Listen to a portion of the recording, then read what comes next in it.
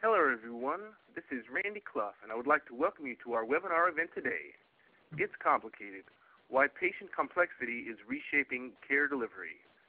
Our speakers today are Leslie Marshburn, Senior Manager, and Shobhika Somani, Manager, both with Salmon. Before we begin, we do have a few housekeeping items to cover. If for any reason you experience technical difficulties with the web portion of today's presentation, please print off the PDF version of the presentation that was included with your dial-in instructions. The link is healthwebsummit.com/complex012616.pdf. Our speakers will be taking questions today using the live chat feature. So now and at any time throughout today's webinar, you're welcome to submit your questions. As always, if you require any other assistance, please contact the Healthcare Web Summit office at 209-577-4888. We are now ready for our speakers to begin. Great. Thank you, Randy, and thank you, everyone, for joining the webinar today. Shobhika and I are excited to share with you our complexity-based segmentation methodology that we've used in working with our hospital provider clients over the last several years and how we've used that to help answer some big strategic questions for them. So we'll spend today about 45 minutes walking you through some content, talking about the session objectives on slide 4, going over some national context as to why complexity-based segmentation is becoming more relevant for our clients. And Shobhika will walk you through the methodology and how we've been thinking about complexity. And then we'd like to highlight 3 case studies of examples of projects that we worked on with clients and how we've used this analysis to come to strategic decisions with them. So with that, we'll move on to slide 5. And really the purpose of this slide is to share some national trends that make complexity-based analysis particularly important today. So the first trend, which I would assume is no surprise to many of you that are working in the healthcare provider space, particularly in hospitals. Inpatient use rates, so the number of inpatient discharges per 1,000 population has been declining nationally for 10 plus years. This is largely in part due to advances in technology moving care to the outpatient setting, greater management of inpatient stays, changing reimbursement models, and the move towards more population health. These declines, we do think they will bottom out. Many national pundits have talked about how the use rates will continue to decline, and there's certainly large variation across geographies. So, for example, in Minnesota, we've seen a 15% decline from 2006 to 2010, whereas in Florida, where there's a larger elderly population, the decline has been much less than 5% over the same time period. So different markets will mature in different ways in reducing the inpatient utilization, but we do not anticipate that this will drop significantly below the 80 discharges per 1,000 mark. Right now, the national average is around 100. The second trend is around facility asset utilization. The hospital industry as a whole has a very low return on asset metric, around 1.1, whereas other industries are upwards of 13, 12, their return on their asset base. So it's really forcing health systems to question how their care is delivered. And is inpatient care, where there's a huge fixed cost associated with that, the best place to be locating ambulatory clinics? Is it the best place for care? If we can shift it out, how do we do that to really lower our fixed cost of operations as an industry? The third trend, and is really more a fact point, that the operational costs of a building is roughly 400 times the capital associated with the purchase of an asset. So oftentimes you end up in boardrooms where you're debating, a big capital purchase, building a new bed tower, creating a new ambulatory site, and there's a lot of discussion about capital, but we don't want to lose sight of the long-term cost of operating that facility and factoring that into our decision making. So a lot of the strategic questions that we're being asked today is, as we move to more value-based care, as we move to population health, care will be moving out of the inpatient setting. We know and we believe that use rates are declining. What type of facilities do we need in the future? And then of the fixed asset base that we have, how can we optimize its use to make sure that we're getting the full value out of these capital investments? And then the last trend, which Shobhika will talk through how we've addressed this trend with our complexity analysis, is that 5% of patients are responsible for 50+% of the healthcare spending. So identifying those chronic users who have very high spending rates, and as organizations begin to take on risk, how can we, one, improve the care most importantly, but also reduce the costs associated with that care.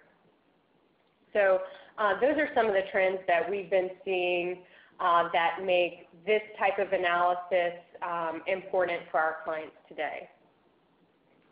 So as part of our discussion on slide 6, we want to walk you through 3 case studies that address the key questions that our clients are wrestling with. So first, how do we strengthen our clinical portfolio? What services should we be offering? Where should we be locating them? And how do we best target those services to our patient population? The second is, what is the highest and best use of our physical assets? We talked through that a little bit. And then what can we learn from our patient populations to help us prepare for the transition from volume to value? So with that, I'll turn it over to Shobhika to walk you through our complexity-based segmentation analysis. Thanks, Leslie. So in order to address a lot of these questions that providers are asking us, it is important that health systems actually have a strong sense of what their complexity mix for their patients looks like. Yet when we define patient complexity today, many hospitals still rely solely on the case mix index, which is associated with the Medicare severity DRG, often relating to patients in the inpatient care environment. And while the CMI value is useful in itself in determining the allocation of resources, yes, greater the resources allocated to a patient, the higher the CMI and higher the complexity of the patient. But we also feel that there are other factors such as patient age, admission source, charges, and length of stay that, if used together, can provide a much more comprehensive and nuanced understanding of patient complexity within the inpatient environment. And all of these 5 criteria that you see by themselves are fairly intuitive. So if you think about patient age, we can all derive that patients in either end of the age spectrum consume a lot more resources. So for example, pediatric population of ages 0 to 4 often have more severe conditions, while patients over the age of 65 often have fairly chronic conditions that can lead to complexity in their care.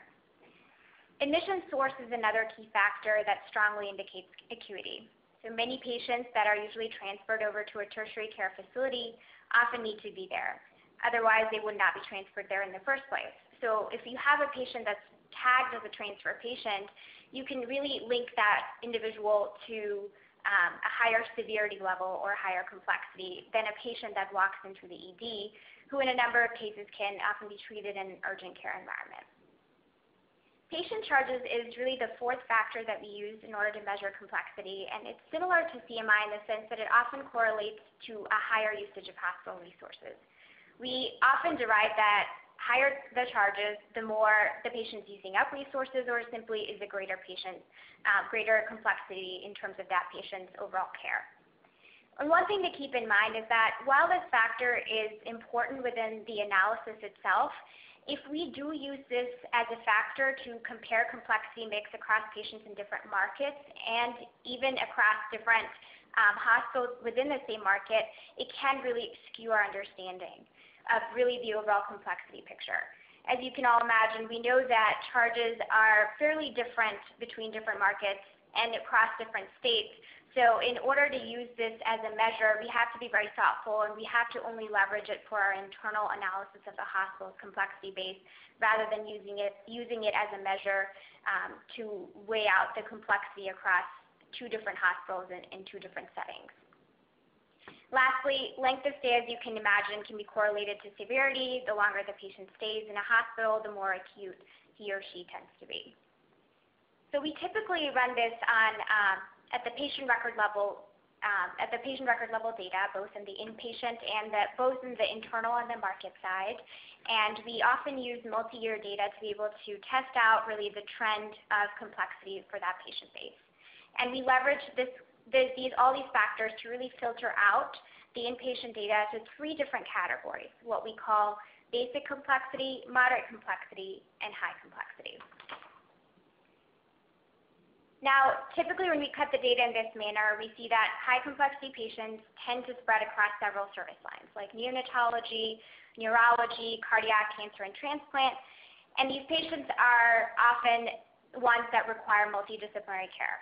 They're usually the ones that are fairly resource intensive. They require highly specialized staff and high-end infrastructure such as ICUs, large ORs, and high-end imaging. Basic complexity patients, on the other hand, often tend to be ones that have shorter lengths of stay. They often drive emergency room use. They typically use up low-end imaging. And these are the patients that we expect that over time will shift out of the inpatient setting into either observation status and over time potentially even ambulatory settings. We know that there's a lot of emphasis on the preventative care spectrum and primary care, and with that in place, we do feel that the push from the basic complexity outside will be much greater depending on a lot of those care models. And once you have all the basic and the high complexity patients filtered out, what remains is in the middle is really the moderate complexity patients, who often represent a fairly large proportion of the hospital's elective volume, and they historically have commanded a high pay percentage.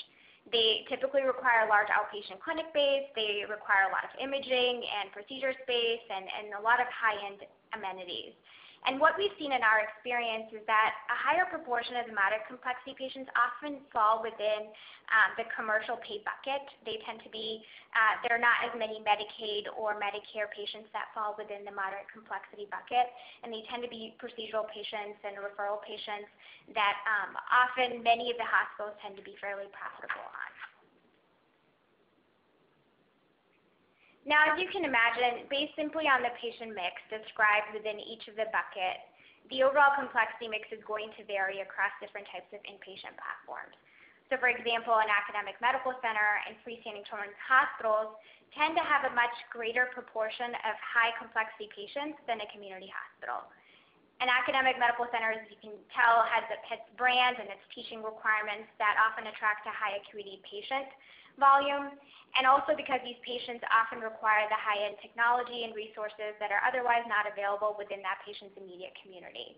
And similarly, in a freestanding children's hospital, they tend to have those very subspecialized physicians that care for these patients, and they also have care settings that are more conducive to chronic and complex ill patients, which is typically not really available within the community hospital's pediatric platform.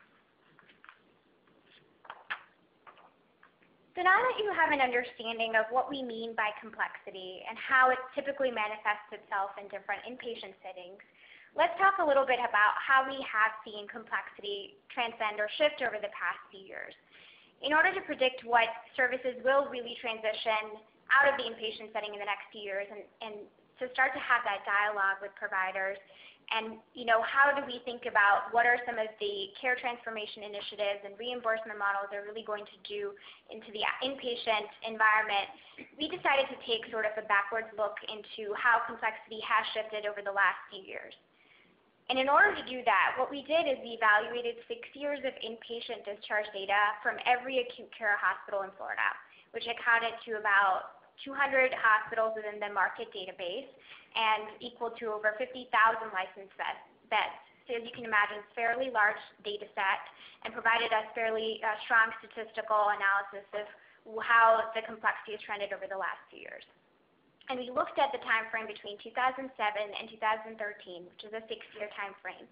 And we noticed that the total discharges in the state increased by 115,000, where moderate complexity accounted for 22% of this growth, and basic complexity only accounted for about 5% of that growth. Whereas if you look at high complexity discharges, those accounted for about 73% of the overall discharge growth. And if we look at this shift in terms of patient days, not even discharges, high complexity patients represented more than 95% of all incremental patient days over that 6-year time frame. This indicates that as overall length of stay continues to trend downwards for all patient types, high complexity patients will continue to drive a larger proportion of patient days compared to the percentage of discharges that they represent, since we know that high complexity patients tend to drive usually higher lengths of stay. And this increase in patient days also indicates to us that the growth in high complexities also being linked to more acute patients. So these high complexity patients are starting to become more acute and thus have higher lengths of stay. Now, this overall study around the complexity shift in Florida suggests to us that regardless of what market we're in, we can truly say that high complexity in patient base is going to grow in the future, has not only grown, will continue to grow, and that these patients in the inpatient setting will become increasingly complex over time, and that more basic patients will start to shift out of the inpatient environment altogether. And that really starts to suggest that overall patient mix in the coming years is certainly going to look very different. And we also have to recognize that in some specialties, the shift is much more apparent. So when we looked at this deeply, what we saw is that there were specific specialties where the shift to the high complexity bucket was much stronger. For example, with changes in technology and care environments that Leslie was alluding to earlier on, a number of procedures that required longer lengths of stay in the past are either being cut short dramatically or are altogether shifting out of the inpatient environment to the outpatient setting. And what you have really remaining in the inpatient environment is generally more acute. Urology, gynecology, and ENT have all been those specialties where we've seen that shift already. But if you think about now and into the future, what you will see is that orthopedics is another specialty that has seen a tremendous amount of shift more recently, and will continue to see a shift in the near future, where if you can imagine a lot of the knee and hip procedures that used to take 2 to 3 days for recovery are now shifting to the ambulatory environment altogether, and a lot of these joint surgery patients are returning back the same day after their surgery. And so what's really remaining in the inpatient setting are more and more acute patients. So with that in mind, we expect that generally looking, not just by service line, we expect to see that close to 20 to 30% of all basic non-maternity inpatient care will transition out of the hospital into ambulatory settings over the next decade. And that push is a result of new care alternatives for patients, shift in reimbursement that are really already incenting providers to shift patients to lower cost settings. And as a result, we will see a higher and higher proportion of more acute patients within the hospital. Now, with this shift in patient mix across hospital, there's certainly an implication on how the inpatient environment is going to be set up in the future. Hospitals will have to certainly devote an ever-increasing share of beds to caring for patients at either end of the complexity continuum. They will require a lot more from providers in terms of allocating resources and greater investment into intensive care and certainly observation platforms as well, and potentially at the expense of general acute care capacity. Now, we're already starting to see that in a number of hospitals that are considering the universal bed concept or have already applied that, which tends to aggregate intensive care, step-down, telemetry, and general med-surg care into one location. And now it has become a lot more prevalent in today's environment because we know that a number of the patients who are admitted today will require some type of intensive care during their hospitalization. Now, on the other end of the continuum, hospital facilities aren't necessarily set up very cost effectively to treat the basic patients either, or even the chronically ill patients. Many providers already have set up or are thinking about setting up designated observation units or 23-hour beds within their ambulatory settings or freestanding ERs, and that's a trend that we think will continue so we can start to manage a lot of these patients in a low complexity environment. And for the chronically ill, because they consume so much of the resources, and they certainly don't always need care within the four walls of the hospital, we have seen that there's a lot more effort and a lot more interest in terms of the provider environment to be able to flag these patients, to be able to identify them so we can come up with the most cost-effective care delivery mechanisms to be able to manage this population better in the future. So as healthcare providers ask the three questions Leslie had outlined earlier, we can leverage a lot of the data analytics that I shared with you to provide some direction on where to look first. And so for example, if a provider asks us, well, how do we strengthen our clinical portfolio and how do we build our brand and key programs? Well, the first thing we can do is let's start by running complexity-based segmentation. And then what we can do is identify what is the complexity mix of your patients across your hospitals. What types of patients are you attracting? Are you attracting more basic and moderate, or are you attracting more high complexity patients? And where are you really generating a lot of the margin? Oftentimes it's interesting that a hospital might want to grow their high complexity base, but what they will see is that the margin associated with their high complexity patients isn't nearly as strong as some of their other patients. So they need to start to think about, well, what kind of environment really supports the types of patients that we need to bring on in the future into our facilities. And then if a hospital does think about, well, if we do want to grow our high complexity mix, well, which types of programs are going to provide us that opportunity? And then we can collectively figure out a way to grow that particular program or the proportion of those types of patients in the future, whether it means investing in a building or investing in a new facility or investing in building our brand or recruiting a specific set of subspecialists to grow a specific type of program that attracts higher complexity patients. I mean, those are all those types of strategic questions that we can start to address. We can also leverage our understanding of the demographics of the communities the provider is serving to better distribute those programs across that geography. So when a health system plans on distributing services across their physical assets through a complexity-based segmentation analysis, they can have a better understanding of which service should be distributed where. So for example, they may say that more basic and moderate complexity patients need to be concentrated at our community hospital versus more of our high complexity patients, such as patients, let's say, within the open heart surgery program, need to be consolidated at our health system's main tertiary hub. So rather than it being spread across multiple hospitals. And oftentimes they'll recognize that there's a lot more of that happening within their health system across multiple of their campuses, and that it is important that they start to consolidate that and starts to ask much broader questions around, well, how will our physicians react? How appropriately are we aligned with our physician set to be able to really make that shift where we're making sure that we're addressing the care needs of our community while also making sure that we're providing high quality care.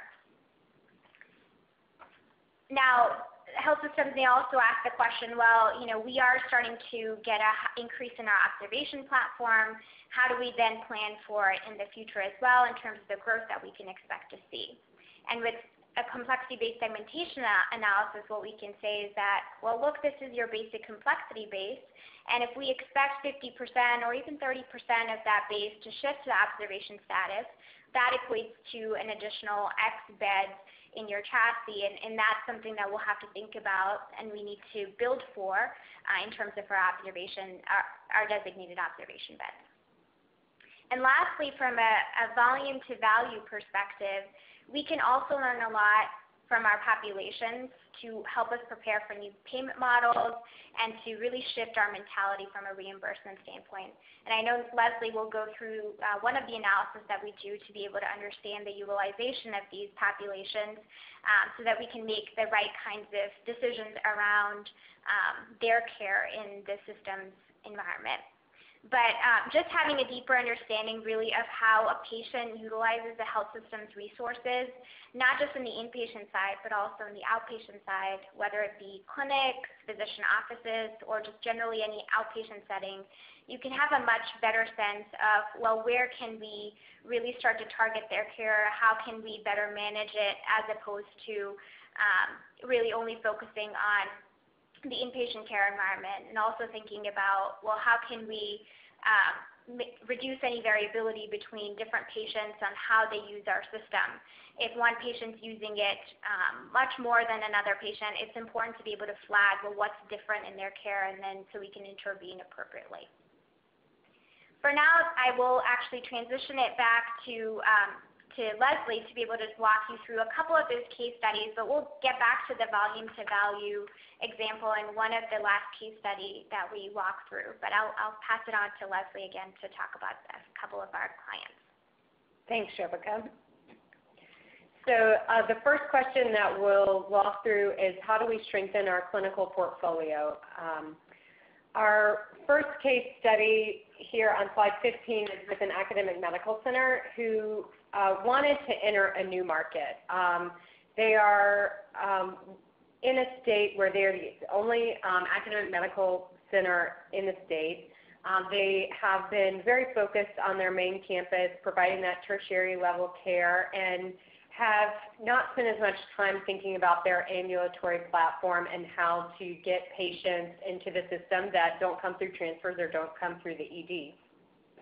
So they identified a desirable market within their primary service area and asked Kurt Salmon to help design the ambulatory services that would be appropriate for that market. So we knew going in that this targeted market has the highest density and most growth in population within their area. It also has 2 times the median household income of their surrounding geography. And there's a large growth in outpatient visits and discharges from this market when we looked at the client's internal data. So their question was, how do we position ourselves to have a successful ambulatory outpost in this growing and attractive market? As we know, many of our competitors are also looking at that same market. So how do we differentiate our services? And then what services does the population want or need? So we used an analysis that is called the Ambulatory Activity-Based Segmentation Model.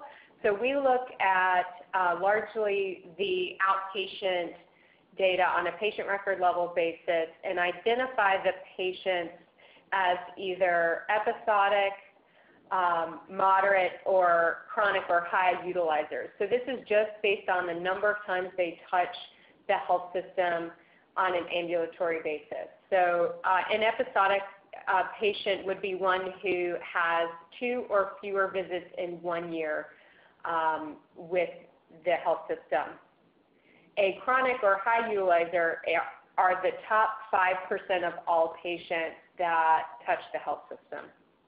And Shobhika will also talk a little bit about how they use this same analysis for the transition from volume to value question. So we did some analysis on the population based on these groupings. So on the top right-hand slide of 16, you see the payer mix broken out by high utilizers, low utilizers in our target market, and then overall within the client's organization. And as you can see, that the payer mix for all patient types, whether they're low utilizers or high utilizers, is much more favorable. So we know from a financial standpoint that this entering this market and addressing the concerns of any of these patient bases would be a desirable thing.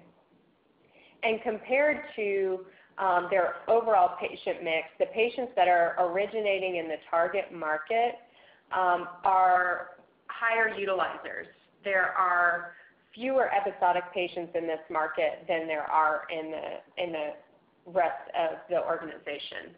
So many organizations think about, okay, how do we enter a new market? Is it with urgent care, primary care? Is it a big ambulatory development with ambulatory surgery? What specialty physicians do we put out there? And given the low number of episodic patients, we ruled out urgent care as a model of care for this geography.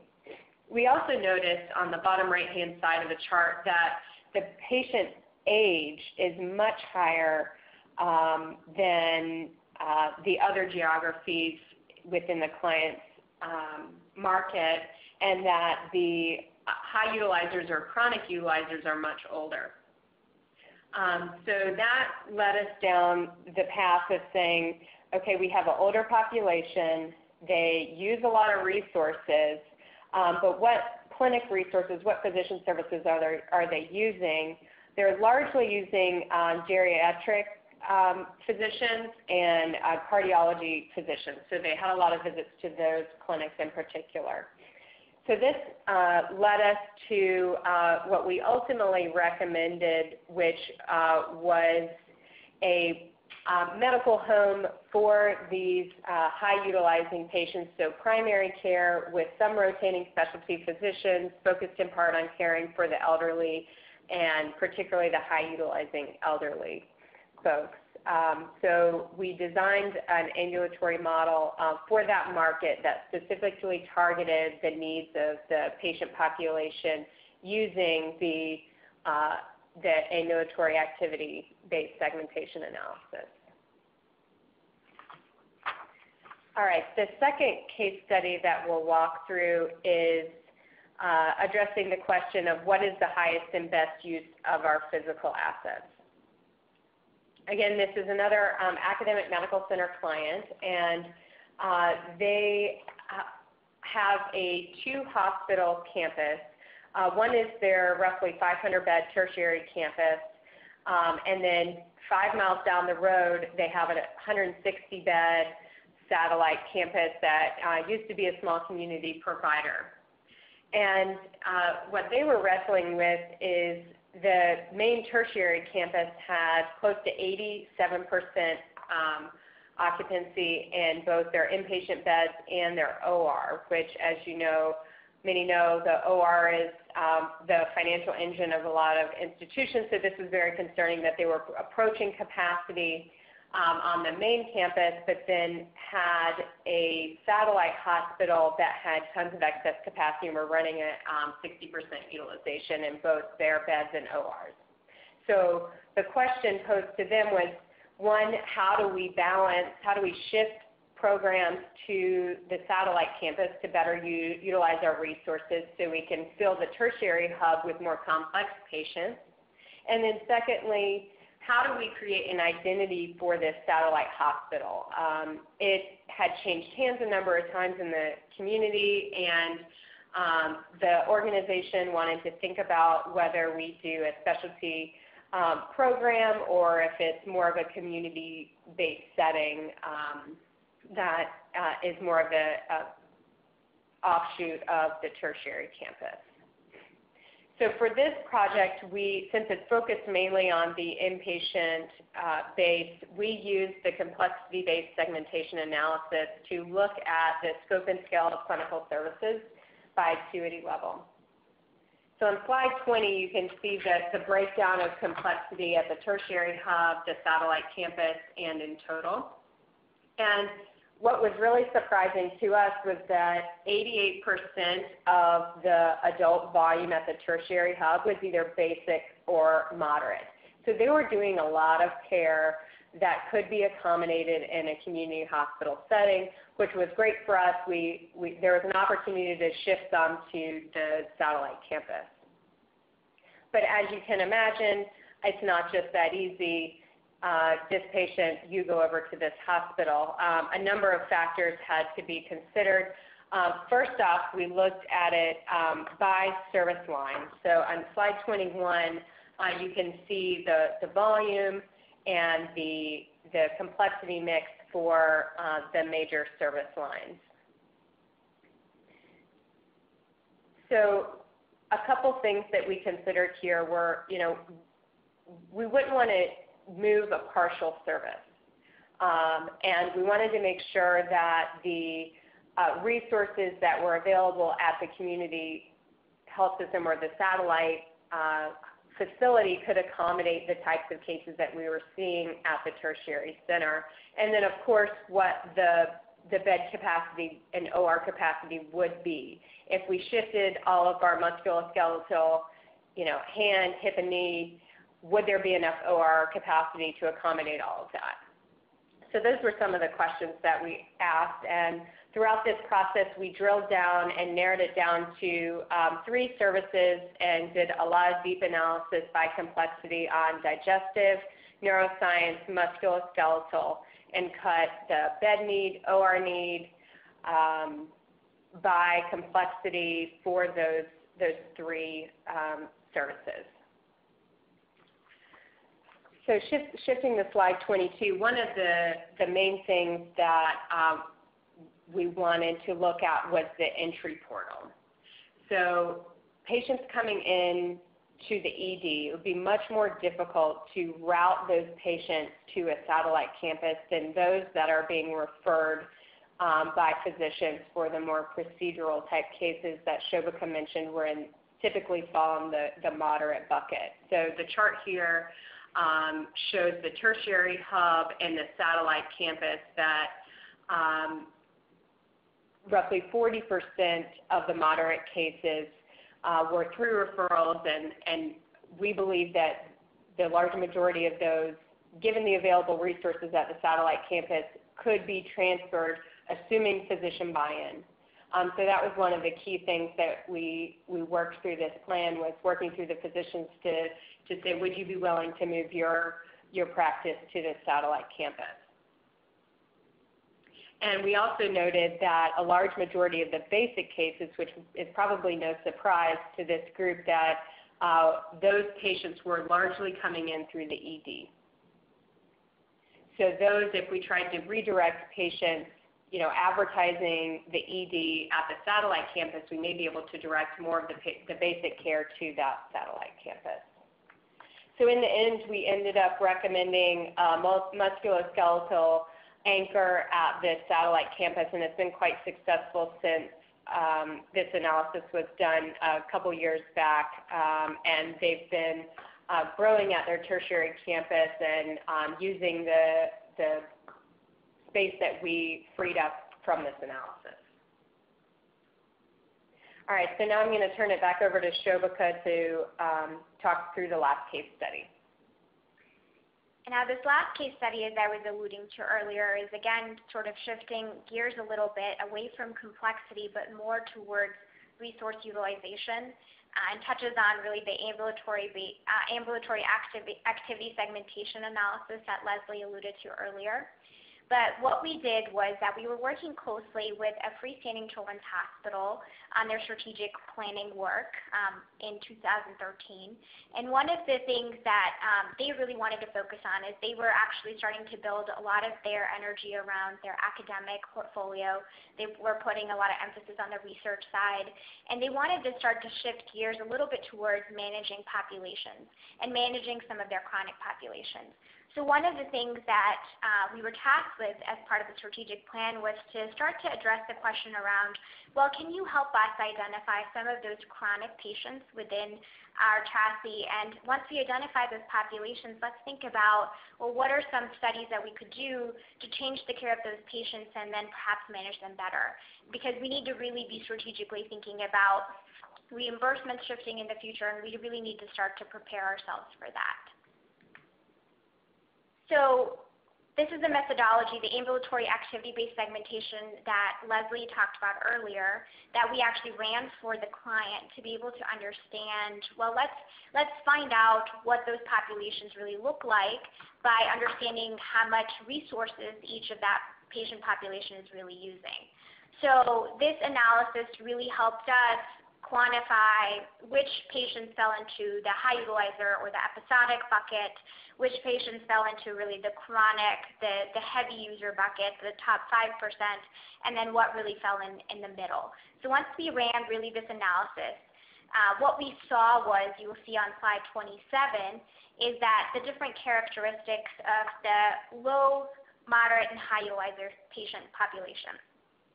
What you will notice is that the demographics around these patient populations, though fairly similar in age, the same type of payer proportion even across all the three buckets, what was really different was that the low utilizer population and the high utilizer population, the difference between the touch points that they had was significant. If we look at just the high utilizer population, their touch points were in fact 10 times greater than the average patient, and that the revenue associated with these patients was also 7 times greater than an average patient. But you can see at the bottom is that the health system ultimately was losing a tremendous amount of money on these patients, because you can say that these patients are using a tremendous amount of resources, and so it is a fairly costly patient on the system.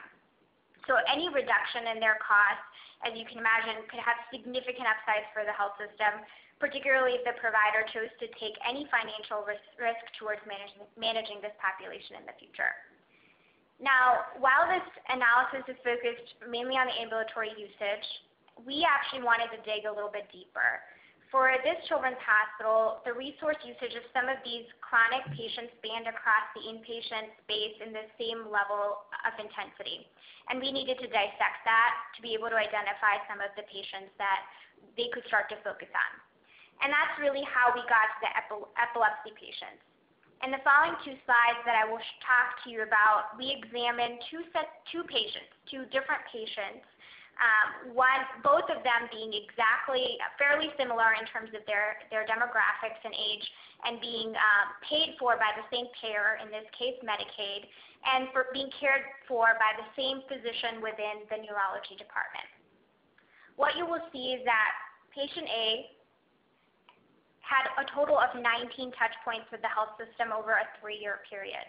4 of those touch points were actually inpatient touch points, and the overall payment to the health system were about $27,000. Now, while we can't share the costs associated to the system for this particular patient, what we can say is that the costs were fairly commensurate to the revenue that was really being paid by the patient. Now, if you look at this following slide, what you will see is that patient B, on the other hand, had about 25 touch points with the health system, of which more than half, or about 14, were inpatient touch points. And this patient's payment was over 4 times greater to the system compared to patient A. And as you can imagine, the costs were just as high, and the provider was ultimately losing money on this patient. And while not indicated here, the cost for caring for this patient was significantly, a lot greater for the system as well. So as we started to contemplate the differences and thought about the imminent shift towards different reimbursement models, the question ultimately became is if we can figure out a way to manage these patients better and significantly reduce their resource utilization, then a risk-based payment model for these patients could actually yield high returns for the health system and especially the payer. So think about Medicaid that's paying, $27,000 for patient A, but $118,000 for patient B. If you start to reduce that variability and bring it closer to the average, then the payer would be more willing to come up with different models for the health system that could ultimately be beneficial to them as well. It's almost like thinking about a stock investment. So if a health system focused more on patients with the greatest amount of variability, the ones that tend to have the high-risk population or the high-risk, high-reward population, really the return on managing this population is going to be far greater than if you were to focus on patients who had fairly low variability and certainly wouldn't make that much of a dent into a payer's pocket. So that just tells you how powerful this analysis can be in helping any health system understand their patient population and then really start to make strategic decisions around, what can we do differently in the future. And this was truly enlightening for the health system to see. This allowed them to then have a broader discussion around, well, what care models can we apply to support these epilepsy patients? Can we understand the variability across the entire pool of patients? And if we had better follow-up care, if we could understand how the interventions were being played out by the physician for each of these patients, could we come up with a better model? Could we come up with better interventions that could reduce that variability? Could we come up with a medical home model and start to talk to our clinicians about how we can care about these patients much, much better in the future? So at the end of the day, at the end of all of this analysis and all of these case studies, we at Salmon really feel very strongly that looking at both patient complexity and or your patient's resource usage can provide health systems a much more advanced and nuanced look at their patient population. If you can leverage some of these analyses, you can ultimately uncover a lot of new ways at approaching strategic issues at hand, especially in today's healthcare environment. And we hope that this session was insightful and provided you with a unique look at how you approach some of the data analytics that you deal with every day to help you make some strategic decisions. And I think this is probably a good time for us to pause and open it up for questions. Great. Thanks, Shobhika. We've had a couple come through in the chat function, so if you do have a question, just type it in. The first question here is, what robust and real way are you encouraging social work, case management, mental health, and nursing lead and population health management in the outpatient setting?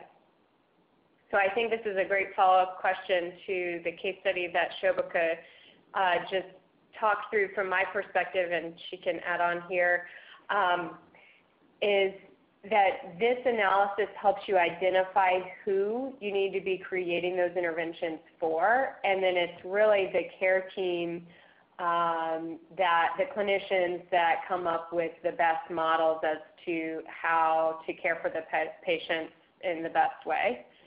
That's really how we've approached, how we've been advising clients on ambulatory segmentation. Of course, there are lots of great models out there, patients that are medical homes, integrating medical and behavioral health care out there, and we can discuss those with clients, but it's really up to the care team to drive the changes in care delivery. All right. One of the other questions is around telehealth. So I understand that some states Medicaid programs allow billing for telehealth or telemedicine when specialty services are not provided in rural areas. Do you think this is increasing? And if so, is this an opportunity for hospitals? Yeah, I can take this one. You are absolutely right. I think as Medicaid is allowing a lot more of the reimbursement being paid for telemedicine visits, there's a lot more of that we're seeing. But what we are also seeing is that it's certainly being pushed by more of the larger universities. So what we've seen is that University of Mississippi Medical Center is actually a pretty good example there, and serving the state of Mississippi, which really has urban pockets and it's rural almost throughout, and it's hard to really be able to provide the subspecialty care unless patients are either flying to Jackson or actually leaving the state. So Medicaid has been at the forefront in that particular state in being able to push reimbursement associated with telehealth. And there's a lot of activity that University of Mississippi is doing, whether it be in conjunction with community hospitals located throughout the state or with specific providers, and being able to champion some of the initiatives on the healthcare front. There's also a lot of chronic disease management that's happening from a telehealth perspective as well. And so we're seeing a lot more of that in terms of what we see at University of Mississippi. The University of Arkansas is also another great example. The University of Arkansas Medical Sciences actually has a fairly robust telehealth program, and they use it mostly for neonatal care. They call it their Angels Network, and they really started to push that forward because of the really poor health rates associated with the neonates, the high morbidity associated with a lot of the neonates across the state. And this push really, what it did is that University of Arkansas Medical Science built a strong, robust infrastructure across the state that connected all of the nurseries across the state, across a lot of the community hospitals, to University of Arkansas, where they have genetic counselors and they have neonatologists providing consults over the phone. They'll do ultrasounds over over telehealth as well. That's really helping manage a lot of the high-risk moms across the state a lot better. They also use that same infrastructure for 90-day post-discharge care for their patients who are discharged from their child diagnostic unit, which is a specialty behavioral health unit for kids. Because those patients come from all over the state, and the 90-day follow-up is just instrumental in the outcomes that they're seeing through that program. So certainly a lot of push, and recently there's been regulation that's potentially looking at allowing physicians who practice in different states to be able to provide telehealth consults to psychiatric patients across state borders, which is really going to be sort of shifting the care delivery model altogether. So we're certainly seeing that, and we're seeing a lot of sort of independent enterprises coming up as well that are introducing teledoc and telephysicians across the board. So this is something that's here to stay and certainly will grow in the future. Are there any other questions?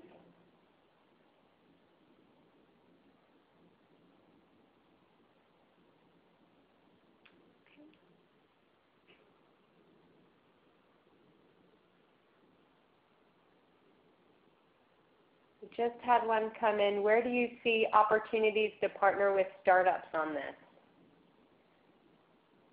Yeah, certainly there's an emerging area of health systems creating kind of incubator labs, and they are working with startups to create these networks. It's largely focused around digital health innovations, whether it's telemedicine or remote monitoring, those types of things. So certainly I think that there is an opportunity for that. Of course, I think the organizations that are pursuing those types of innovations have been on the bleeding edge of value-based care and are more advanced in your traditional community health system, but certainly an opportunity. And some children's hospitals we worked with have thought about or are starting to look at potentially coming up with urgent care type of telehealth models, and they are starting to talk to some startups at being able to integrate some of that within their care environment so that they can really manage a lot of those patients that have basic conditions coming into the ED through their telehealth model. Certainly a patient that has flu or any minor condition that the parent is really worried about can ring up on a Sunday that otherwise the hospital would not be really able to care for. They would be able to do so with that model, and it's an impetus now not only from being able to care for these basic patients, but also being able to provide convenience of care, which a lot of these children's hospitals or academic medical centers are certainly not known for. So being able to attract those patients in the right platform, being able to care for them in a cost-effective manner is something they're certainly thinking about. So the ones that have the resources and have the funding necessary to be able to start to talk to these startups, there's certainly a lot of opportunity and a lot of discussion going on in this space. So here's another question. Have you analyzed the correlation of population-based complex patient segmentation to readmissions and their related costs? I've not personally run that analysis, but the data is absolutely there to do it, because once you flag a patient through the activity-based segmentation as a high utilizer, you could track that patient through the entire system and see whether they are being readmitted to the hospital. Could do the same thing with the inpatient analysis, which I think is one thing we kind of glossed over in terms of the IT connectivity that really allows you to be smart in these analytics. So having the one medical record number and being able to interchange records between different care settings is really key to driving some of the analytics and some of the big questions that were being posed. Yeah, that's a very good point. I think from an integrated health systems perspective, if you offer everything across the continuum and if you're very well integrated like a Kaiser, you can certainly see how your patient has utilized your resources much more effectively than a hospital that's sort of in one community and trying to understand what's happening with its patient population. If the patient is being cared for a physician that's completely independent and being cared for a specialist in a completely different health system, well, how are you actually utilizing our resources across the continuum and where can we intervene? It's really hard to know unless you're fairly connected. So that's a very good point. There's one more question. How do you see this relate to, or is it different from the complex adaptive systems theory? I'm not all that familiar with that theory, but I think it's different in that it's addressing the complexity of the system, whereas we're using complexity to define a characteristic of a patient and how that patient consumes resources differently than someone with a different complexity mix. So I think it's something different.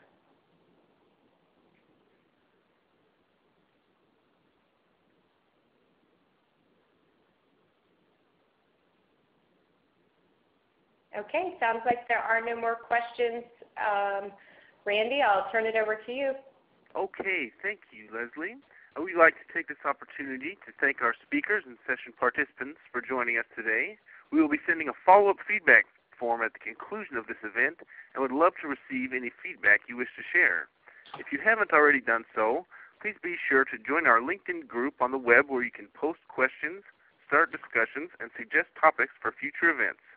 This now concludes our webinar.